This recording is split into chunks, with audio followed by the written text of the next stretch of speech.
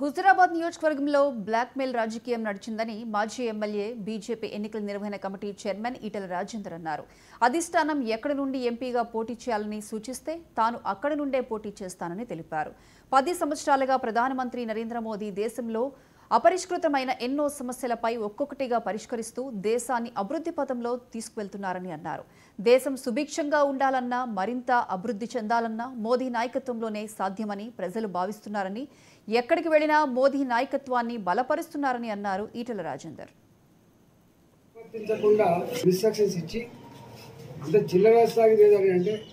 కళ్యాణ లక్ష్మి చెక్కులు ఇస్తే సంతకం పెట్టేది నేను, కానీ చెక్కులు ఇచ్చేది మాత్రం వాళ్ళు ఇచ్చారు. అంటే వాళ్ళు ఇంట్లో సొమ్ము ఇచ్చినట్టు, వాళ్ళే ఇచ్చినట్టు, వాళ్ళు ఇచ్చే వాళ్ళలాగా, ప్రజలు బిచ్చగాళ్ళలాగా గత 2 సంవత్సరాలుగా జరిగింది.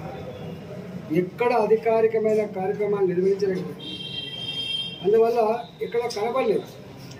గెలిచిన ఎమ్మెల్యే సంవత్సరమైన సందర్భంగా ఇవాళ ఏం పని చేసిందని చెప్పి ప్రభుత్వం పగబట్టి నాలాంటి వాడు దరఖాస్తు ఇచ్చినప్పటికీ, నాలాంటి వాడికి పని చేయమని చెప్పినప్పటికీ చేయకుండా ఈ ప్రజాస్వామ్య వ్యవస్థలో ఇంతటి చీకటి అధ్యాయం, ఇంతటి నిజాం నిరంకుశ వైఖరితో కొనసాగిన పరిపాలన అవసరమని తెలిసి ఇవాళ దళిత బంధు 2021 దళిత